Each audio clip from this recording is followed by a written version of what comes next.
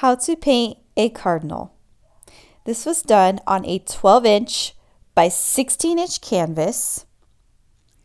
I used the colors titanium white and light blue violet for the background. And so we're going to paint the background first. And I'm also using a 3/4 inch flat brush. I'm going to start with titanium white, and I'm going to start in the middle of my canvas, and I'm going to paint in circles. So these are circular strokes to form kind of a blob in the middle of the canvas. And I'm going to just gradually let this blob get a little bit bigger as I reload my brush in just the titanium white.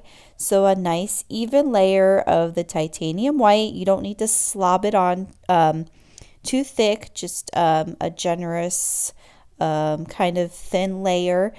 And we want to work a little bit fast here because we want to do some blending here in a little bit. So I want to make sure that that titanium white stays pretty wet. Okay. And I'm going to make my blob just a little bit bigger here. It's not going to cover the entire canvas. It's going to go almost all the way to the edges on the left and the right. And again, just all circular strokes. Imagine that you're painting a nice, a big snowstorm in the background. Okay, then I am going to not rinse my brush, but I'm going to grab the light blue violet on the corner of my brush. So I have white on my brush still, and then I have the light blue violet on the corner. And we're going to do some wet on wet blending.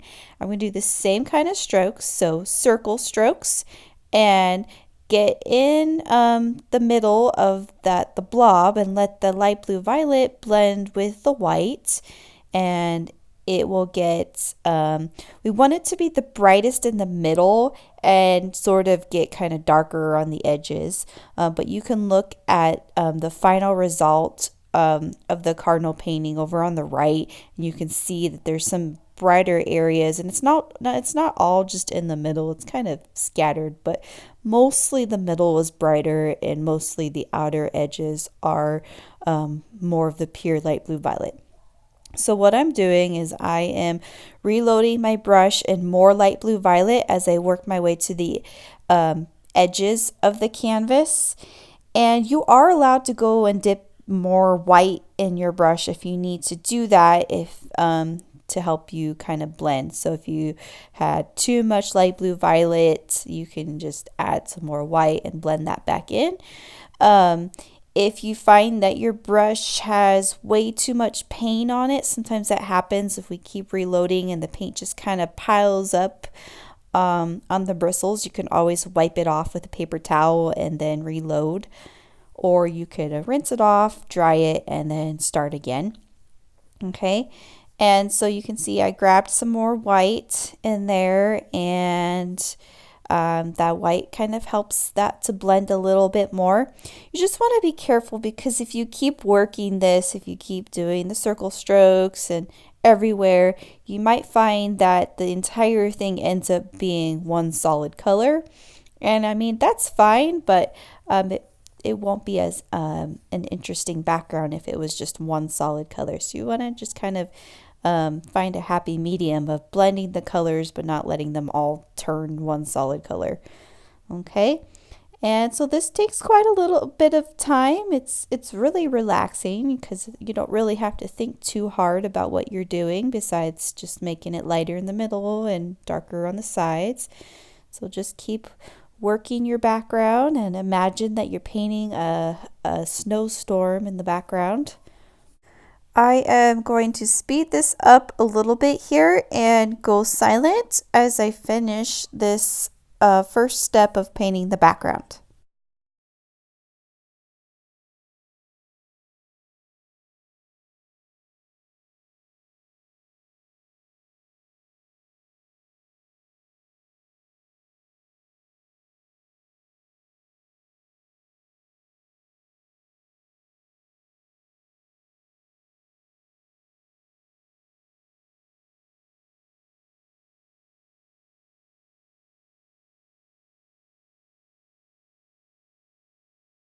Okay, the background is done and dried. in video editing land, I have dried my painting with a blow dryer, but you didn't catch that on video. So let your painting dry or use a blow dryer to dry the entire background. And we're going to do the Cardinal traceable next. So this is the traceable printed out on standard size computer paper and with a sheet of graphite paper below the traceable. It's positioned in the lower right hand corner of the canvas with a little bit of space. You can see there's probably about a finger width of space on the bottom and the side, so it's not exactly lower right but pretty much lower right. And shiny side of the graphite paper down, and I am tracing the cardinal. The blog post also shows you how to draw this cardinal. So if you aren't using the traceable and you want to draw the cardinal, you can do so. Or if you're doing this with kids and they would like to draw their own cardinal, sometimes that's a lot of fun.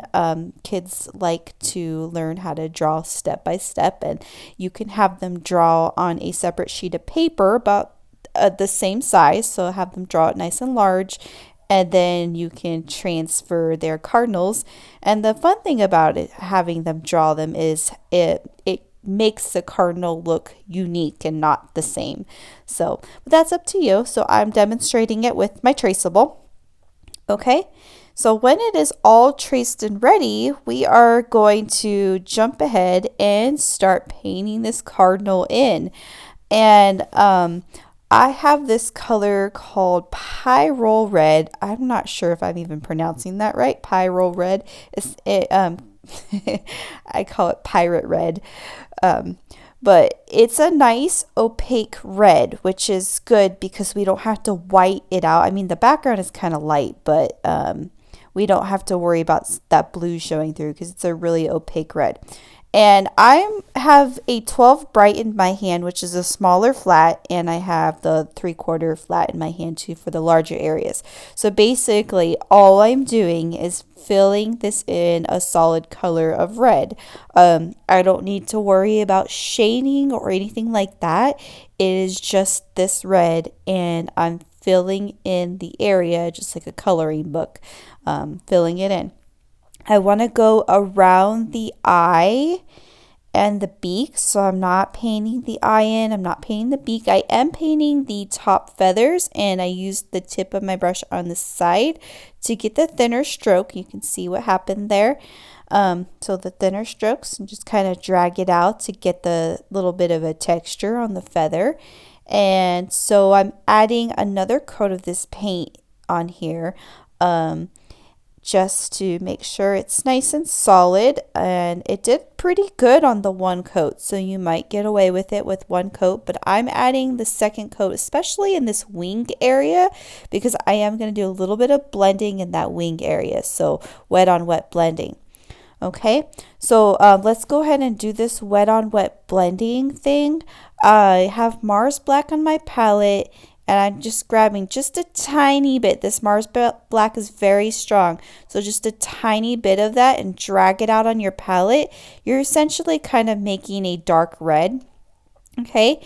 And just kind of outline that wing shape right there with that color. So I just dragged my brush to outline that wing shape right there. So I made it a little bit darker, okay? And then I'm going to very gently kind of stroke this area to create the shape of that wing, okay? And then the tail feathers as well. I'm going to very gently stroke the tail feathers, just a few strokes, and it will do the wet and wet blending thing. So it's a very dark black, a very dark red that blends with the red that's already wet. I did the same thing for the belly right there. So just kind of stroke it, and there is your shading, okay? And I know this is going kind of super fast right here, but pause it to take your time with the shading, and then when you're ready for this next step, you can go ahead and continue. But I'm filling in the black area of the cardinal. So this is a round brush. This is the number 4 round brush. kind of a smaller brush. If you need a smaller brush, you can use an even smaller brush if this area is too small for the foreground.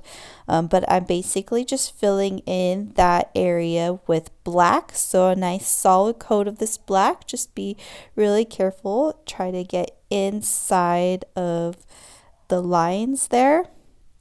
Okay, go around the eye and go around the beak. Try not to lose the beak shape where the beak meets the black part of the cardinal's head.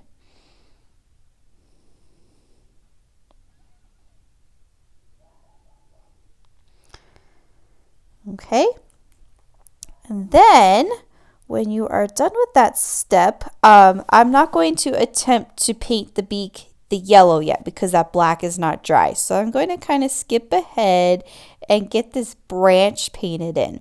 I'm using the color burnt sienna, and I'm using my 4 round brush still, and I'm going to paint it in. The traceable, it has the branch started for you but not finished. So you're just going to have to kind of guess where the rest of that branch goes. I did it all the way to the edge of the canvas, so it's going diagonally.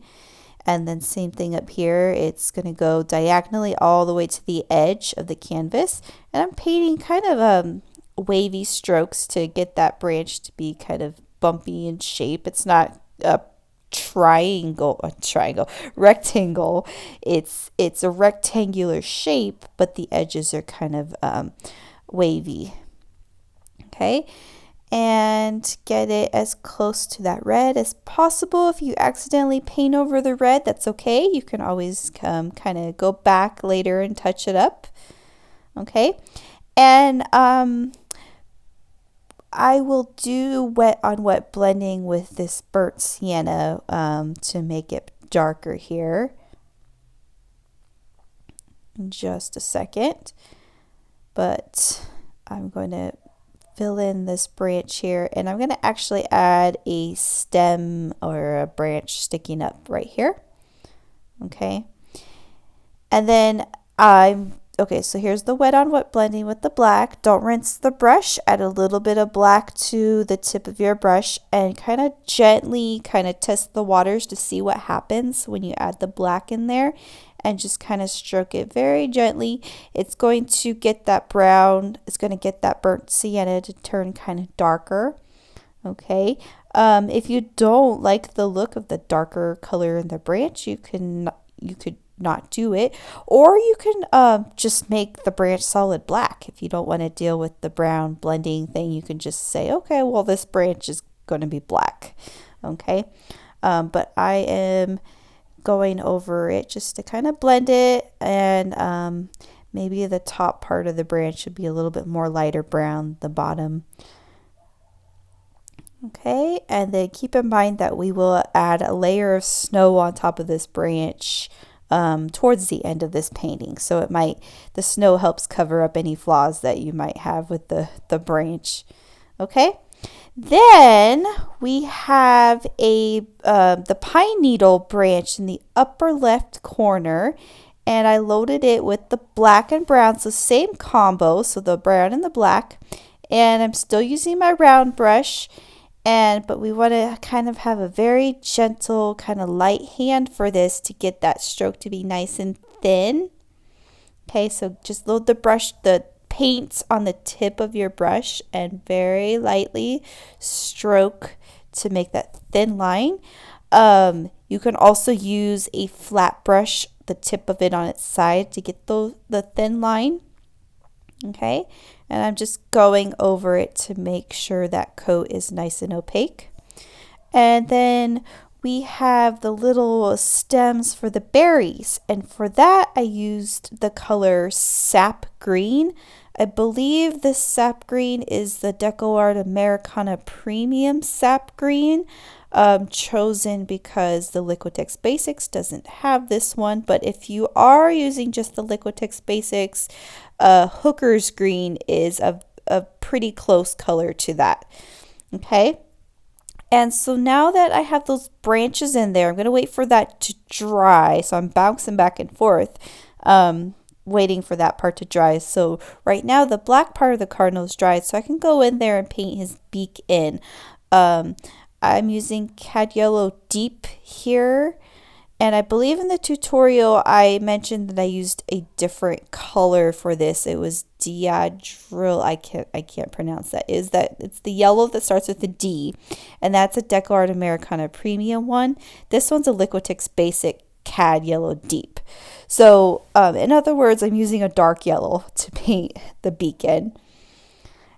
And so just fill that in. If your black is a little wet, you might end up dragging some black into it, and that's okay. You can always touch it up later, but try not to lose the shape of the beak. And I'm just kind of forming the beak shape. I want it to go kind of curved on the bottom here, and it got a little bit tricky when it hit the black right there. And then I wanted the tip of his beak to go to kind of a point. Okay, and so I'm jumping back to the pine needles. So the pine needles, I'm using the 4-round brush, sap green, and titanium white. So I loaded the tip in the sap green and grabbed a little bit of titanium white on the tip too. And that's going to get your color variation with the green and the white to make it look like there's snow on the pine needles. So basically drag each of these little strokes from the branch and just kind of drag it outwards. Okay. And very important also, you want to start at the tip of that branch and work your way to the left. And each little cluster, as you work your way to the left, will overlap the cluster that you did before. Okay, so you see what's happening. I'm working from right to left, and the little strokes are kind of overlapping there. Okay, so I'll do it again. So double load it in the sap green and the white. Start at the end of the branch. Okay, so paint some little clusters of pine needles. And then I loaded it in just the sap green that time and not the white to get some color variation. And painting the little clusters towards the left, and it will allow you to do overlapping. Make sure pine needles look a little bit more realistic. Okay. And so when you reload your brush, you can do different amounts of the white and the green that get your the colors to kind of look different tints of the green. Okay. And then you're going to repeat that for the third little pine needle branch.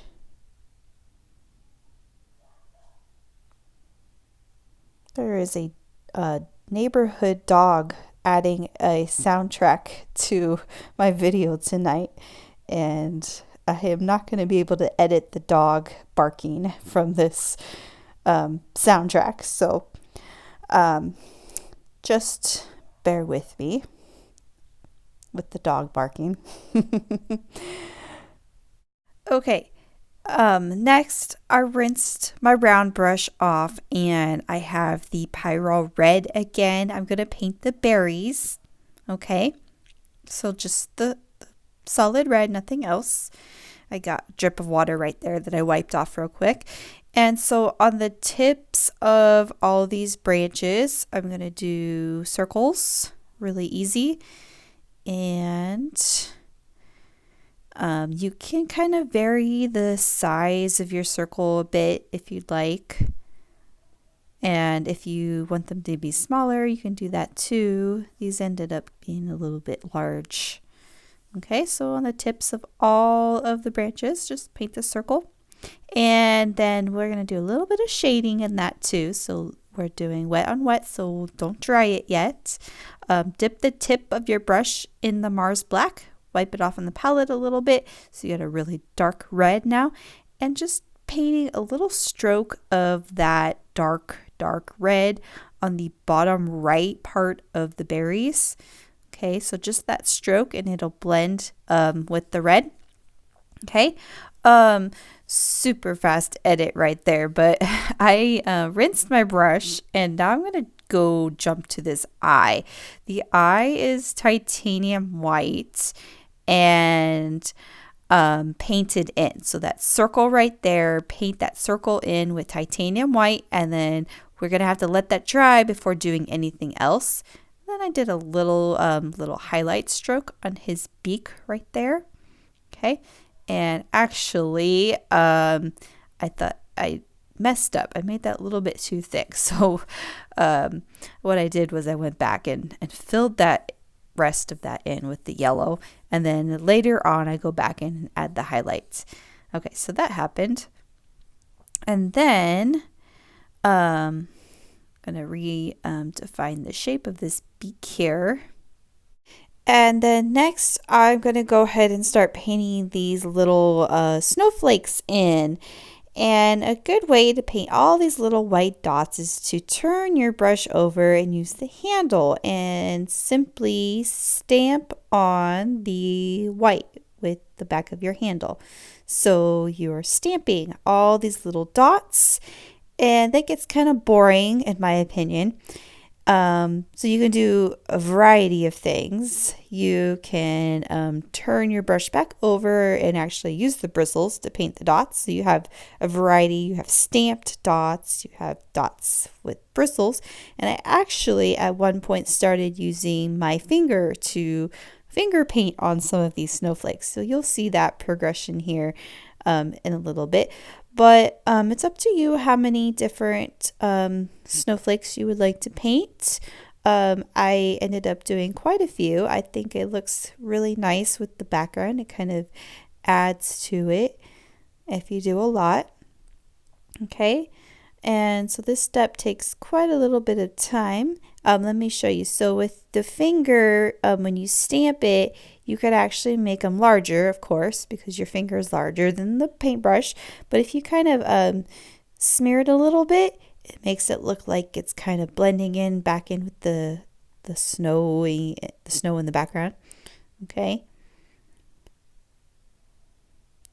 So that adds in a little bit of a variety, or maybe they're like kind of blurry little lights in the background. We don't know.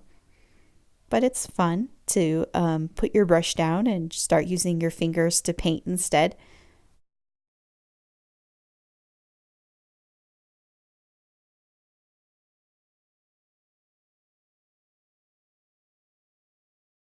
Okay, the berries have little dots of snow, little frosted up berries, and I just simply did that by painting little tiny dots on top of the red, just on the top part. And this is still the titanium white. And actually, I failed to mention that I'm using a 10-0 round brush. This is not the 4 round, this is the 10-0, which is a very small, fine, little tiny round brush. So that helps to get these tiny dots on there. Okay, so we are switching gears here to, we're going to paint snow on the branches. So I'm using back to the 4 round brush, that larger round brush, and titanium white, and I'm just kind of painting a layer of snow that overlaps the brown part of the branch. That brown should be dry by now. And any part where you think the snow would kind of gather and pile up. Okay, and so just kind of a nice layer of snow. Then maybe there'll be a little bit on the pine needle branches, and maybe right here on the little berries, the twigs on the berries. And then I went back into a few more little dots of the little snow kind of piling up on the berries. Okay, and then if you want to get that snow to look like it has some shading in there, grab the light blue violet. You might need to freshen it up because it's been sitting there for a while, but grab a little bit on the tip of your brush and paint on the bottom part of the snow and blend it back up into the white.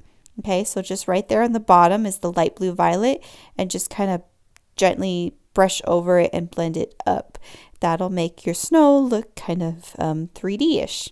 Okay? So we have some details on our cardinal face, and I'm using the black Posca paint pen, which is a very handy dandy tool for all these fine details in some of these paintings.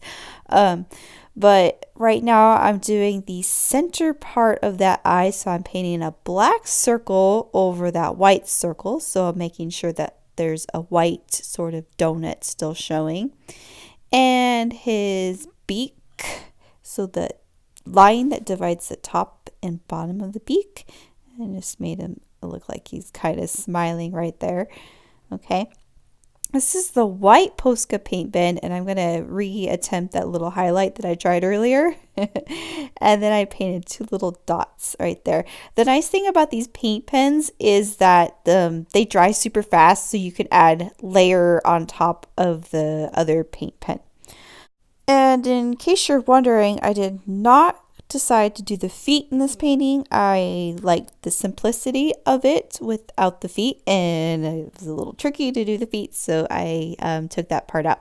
But the feet are on the traceable, so if you wanted to try to paint the feet, you can try it with a black or kind of a yellowish color as well. This painting has come to its conclusion. I hope that you enjoyed painting a cardinal in the snow with me. Thanks for watching.